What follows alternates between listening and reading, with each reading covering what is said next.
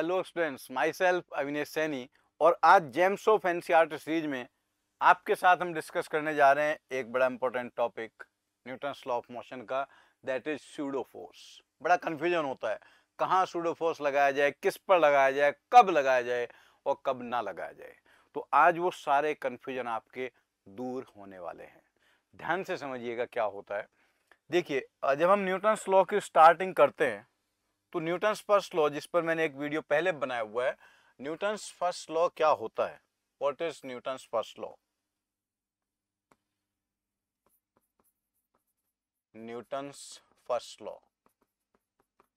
हो सकता है जैसे ही मैंने न्यूटन्स फर्स्ट लॉ बोला आपके दिमाग में एक स्टेटमेंट आ गया होगा, an object at rest remains at rest और keeps on moving until unless an external force is applied.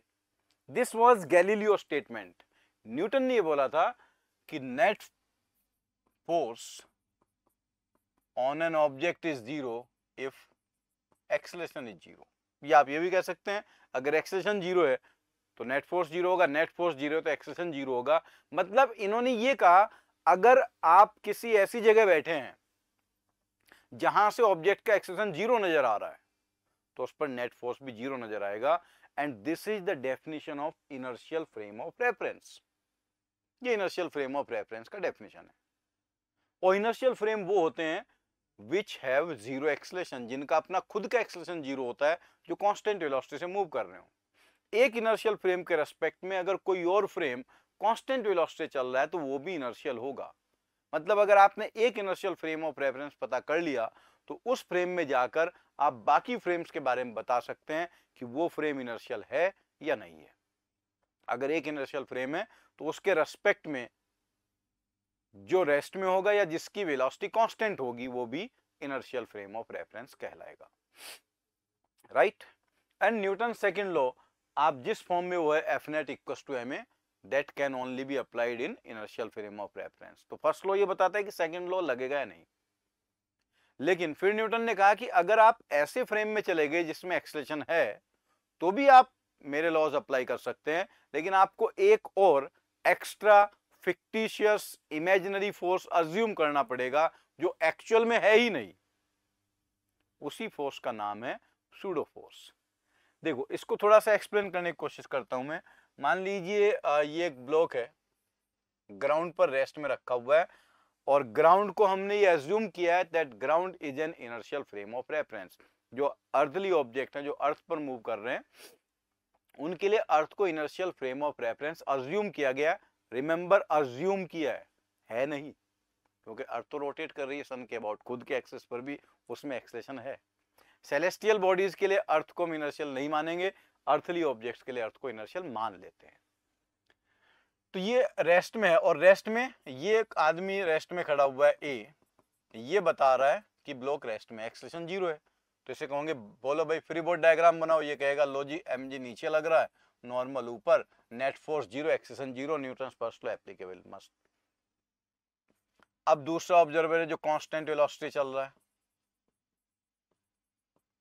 ये कहेगा मुझे तो ये कांस्टेंट वेलोसिटी चलता दिख रहा है, इसकी वेलोसिटी कांस्टेंट है।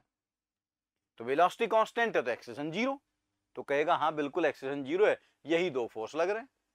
एक तीसरा ऑब्जर्वर है सी, वो ए एक्सेलरेशन से आगे जाएगा, ये कहेगा ब्लॉक मुझे ए एक्सेलरेशन से पीछे चलता दिखाई दे रहा है। लेकिन इससे कोई पूछे कि भाई इस पे फोर्स कौन सा लग रहा है, कहेगा फोर्स तो है ही नहीं, क्योंकि फोर्स तो रियल फोर्स होते हैं हमेशा। Force is independent of frame of reference, और रियल फोर्स मैकेनिक्स में कौन कौन से आते हैं, MG, normal, tension, spring and friction. Block में मास है तो एमजी लगेगा, किसी के कांटेक्ट में तो नॉर्मल लगेगा, जैसा यहां लग गया। रस्सी बंधी हुई है उससे तो टेंशन लगेगा, स्प्रिंग बंधा हुआ है तो स्प्रिंग फोर्स लगेगा, ना रस्सी बंधी हुई ना टेंशन है, और फ्रिक्शन है नहीं अभी यहां पर, स्मूथ सरफेस है। तो अब ये न्यूटन्स लॉ अगर अप्लाई करने की कोशिश करता है तो ये कह रहा है कि पीछे एक्सेलरेशन है लेकिन पीछे कोई फोर्स तो है ही नहीं, तो इसके लिए तो Newton's law of motion fail हो गया ना, because this is an non inertial observer. ये एक नॉन इनर्शियल ऑब्जर्वर है, non inertial observer as it is Newton's law apply नहीं कर सकता। तो न्यूटन ने इनके लिए भी एक व्यवस्था बनाई इनको कहा कि भाई तुम इतने टेढ़े लोग हो, तुम इसी फ्रेम में जाके सॉल्व करना चाहते हो, तो इस पर एक इमेजिनरी फोर्स एज्यूम कर लो पीछे की तरफ, सूडो फोर्स FPS। और अब आप इक्वेशन ऑफ मोशन लगाओगे तो सूडो फोर्स की वैल्यू आ जाएगी, दिस इज m इंटू ए। मास किसका? ऑब्जेक्ट का, मास ऑफ ऑब्जेक्ट। एक्सेलरेशन किसका? ऑब्जर्वर का, विद नेगेटिव साइन। तो ma एक नया फोर्स आपको लगाना है, सूडो फोर्स, जिसमें मास ऑब्जेक्ट का लिया जाएगा और एक्सेलरेशन ऑब्जर्वर का लिया जाएगा, मतलब फ्रेम ऑफ रेफरेंस का। तो एक ही ऑब्जेक्ट पर सूडो फोर्स लग भी सकता है और नहीं भी लग सकता है। इस पर सूडो फोर्स अगर ए और बी के अकॉर्डिंग बात की जाए तो नहीं लग रहा है, क्योंकि उनको तो सूडो फोर्स की नॉलेज ही नहीं है। उन्हें तो इनर्शियल फ्रेम की नॉलेज है, वो तो इनर्शिया से बताएंगे सब कुछ, वो तो रियल फोर्स की बात करेंगे। और ये कहेगा कि इस पर एक सूडो फोर्स पीछे लग रहा है। अब देखो इस पर अलग अलग सिनेरियो अगर हम सिचुएशन कंसिडर करें, लेट्स से ये एक ट्रॉली है, इस ट्रॉली में स्ट्रिंग से एक बॉल बंधी हुई है और एक आदमी ग्राउंड पर खड़ा हुआ है, एक ट्रॉली के अंदर है। This is observer A, this is observer B. Trolley अगर रेस्ट में है तो ए भी रेस्ट में है, बी भी रेस्ट में रहेगा, क्योंकि ट्रॉली रुकी हुई है। तो इनसे कहा जाए कि बताओ इस पर कितने फोर्स लग रहे हैं। ये कहेंगे भाई mg नीचे लग रहा है, टेंशन ऊपर लग रहा है, बॉल रेस्ट में है क्योंकि ट्रॉली भी रेस्ट में है। अगर ये ट्रॉली कांस्टेंट वेलोसिटी चलना शुरू कर दे, कांस्टेंट वेलोसिटी से, तो ए की वेलोसिटी 0 है और बी की वेलोसिटी कांस्टेंट है, अभी भी दोनों इनर्शियल ऑब्जर्वर हैं। ये कहेंगे अभी भी यही दो फोर्स लग रहे हैं और स्ट्रिंग सीधा ही रहेगा। बट अगर ये ए एक्सेलरेशन से आगे चलना शुरू कर दे, कांस्टेंट एक्सेलरेशन से ट्रॉली चल रही है, अब एक तो ग्राउंड पर रेस्ट में खड़ा हुआ है, ये तो इनर्शियल ऑब्जर्वर है, लेकिन बी तो ट्रॉली के साथ साथ जा रहा है, ये नॉन इनर्शियल है। और अब ये जो स्ट्रिंग है, ये स्ट्रिंग सीधा नहीं रहेगी, अब ये स्ट्रिंग किसी एंगल पर इंक्लाइंड हो जाएगी। ये आपने ऑब्जर्व किया होगा, आप बस के अंदर बैठे हुए हैं या बस के अंदर खड़े हुए हैं, अचानक से ब्रेक लगा दी जाए तो आप आगे की तरफ गिरते हो। अगर बस रेस्ट में है और अचानक से चलने लगे तो आप पीछे की तरफ गिरते हो। तो अगर ये स्ट्रिंग तिरछा हो गई, ये ए को भी तिरछी दिखाई देगी और ये बी को भी तिरछी दिखाई देगी। लेकिन इन दोनों से पूछा जाए कि बताओ इसके तिरछा होने का रीजन क्या है, तो बहुत सारे स्टूडेंट्स के दिमाग में आ गया होगा सर सूडो फोर्स। अरे पहले ये तो डिसाइड करो किससे एक्सप्लेन कराना है। ऑब्जर्वर ए से पूछा गया भाई तुम बताओ क्यों पीछे का स्ट्रिंग, तो ऑब्जर्वर ए को तो सूडो फोर्स का कुछ पता ही नहीं है। वो कहेगा कि जब ये पहले सीधा लटका हुआ था यहां पर, अब जैसे ही ट्रॉली ने चलना शुरू किया तो ये पॉइंट ऑफ सस्पेंशन आगे चला गया और बॉल अपनी जगह वहीं रह गई इनर्शिया के कारण, तो इसलिए स्ट्रिंग तिरछी दिख रही है। ये स्ट्रिंग का ओ पॉइंट तो आगे चला गया लेकिन बॉल वहीं की वहीं है, इसलिए वो तिरछी हो गई।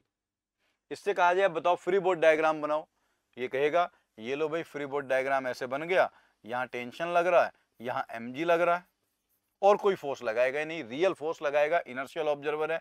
और अगर यहाँ एंगल थीटा बनता है तो ऊपर कंपोनेंट आ गया टी कॉस थीटा, इधर आ गया T sine theta.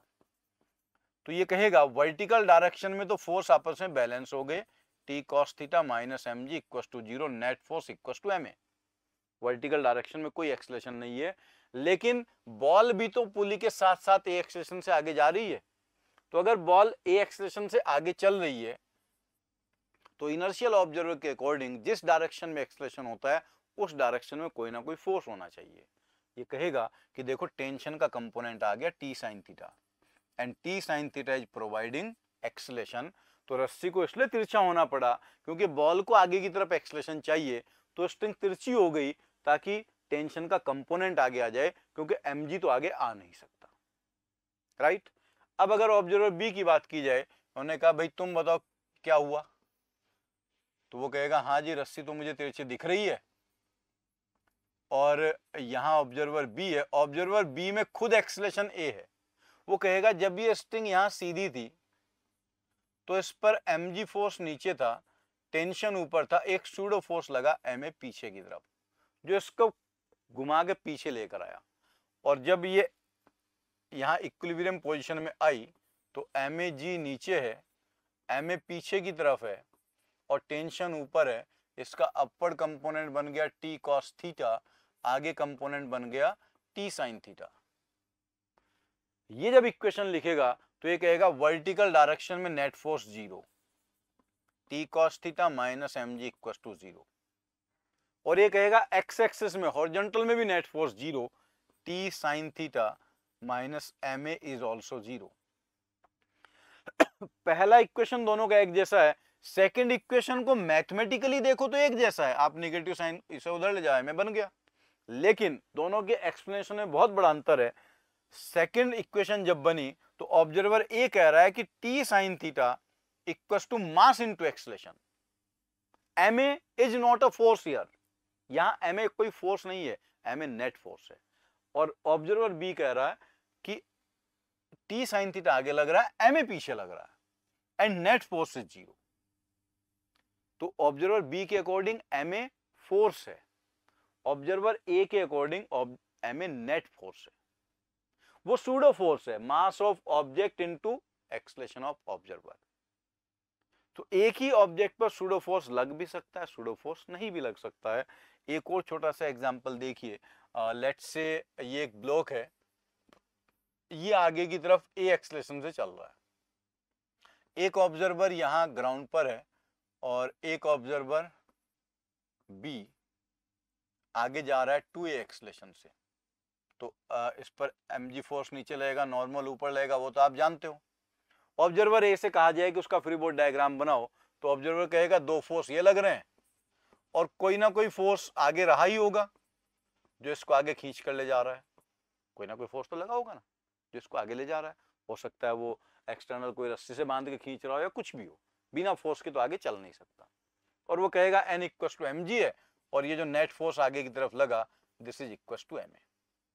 Observer B से अगर पूछा जाए कि उसका फ्री बॉडी डायग्राम बनाओ, ऑब्जर्वर बी कहेगा सर mg तो लगना ही है, वो तो रियल फोर्स है, नॉर्मल रिएक्शन भी लगना है, जो आपने f आगे लगा रखा वो भी लगना है, लेकिन ऑब्जर्वर बी में खुद एक्सीलरेशन है तो सूडो फोर्स लगाएगा। अब सूडो फोर्स कितना लगाएगा, क्या सूडो फोर्स ma लगेगा? यहां ध्यान देने वाली बात यह, m का मतलब है मास ऑफ ऑब्जेक्ट और a का मतलब सिंपली एक्सीलरेशन नहीं है, एक्सीलरेशन ऑफ ऑब्जर्वर और उसके अपोजिट डायरेक्शन में। इस ऑब्जर्वर का एक्सेलेरेशन आगे है तो कहेगा इस पर 2ma सूडो फोर्स पीछे लग रहा है, दिस इज सूडो फोर्स। सो ये ऑब्जर्वर ऑब्जेक्ट की मर्जी नहीं है कि उस पर सूडो फोर्स लगेगा या नहीं लगेगा, ये डिपेंड करता है ऑब्जर्वर पर, कौन सा ऑब्जर्वर सिचुएशन को एनालाइज कर रहा है। अगर नॉन इनर्शियल ऑब्जर्वर सिचुएशन को एनालाइज कर रहा है then he will solve this particular question by applying pseudo force. और याद रखिएगा हमेशा सूडो फोर्स की वैल्यू होगी mass of object into acceleration of observer, और ऑब्जर्वर के एक्सेलरेशन के अपोजिट डायरेक्शन में होगा, जस्ट अपोजिट 180 डिग्री उल्टा। तो स्टूडेंट्स आई होप कि सूडो फोर्स वाला कंफ्यूजन अब आपका दूर हो गया होगा और ये सोचने की जरूरत नहीं है किस फ्रेम से सॉल्व करें। आप किसी भी फ्रेम से सॉल्व करो, इनर्शियल फ्रेम से या नॉन इनर्शियल फ्रेम से, इक्वेशन ऑलमोस्ट सेम बनेगी। कुछ कुछ क्वेश्चन ऐसे होते हैं जो नॉन इनर्शियल से इजीली सॉल्व हो जाते हैं या उनमें हिंट दिया होता है कि उसके रेस्पेक्ट में सॉल्व करो, तो फिर आपको उसी फ्रेम में जाकर सॉल्व करना होता है। अदरवाइज किसी भी फ्रेम से सॉल्व करें, इनर्शियल से या नॉन इनर्शियल से, दोनों से आंसर सेम आएगा। तो मुझे पूरी उम्मीद है कि अब आपको ये पॉइंट समझ में आ गया होगा। ऐसे ही और कंसेप्ट देखने के लिए आप हमारी सीरीज को वॉच करते रहिए, इसमें नए नए एनसीईआरटी कॉन्सेप्ट आपको मिलते रहेंगे। Thank you very much.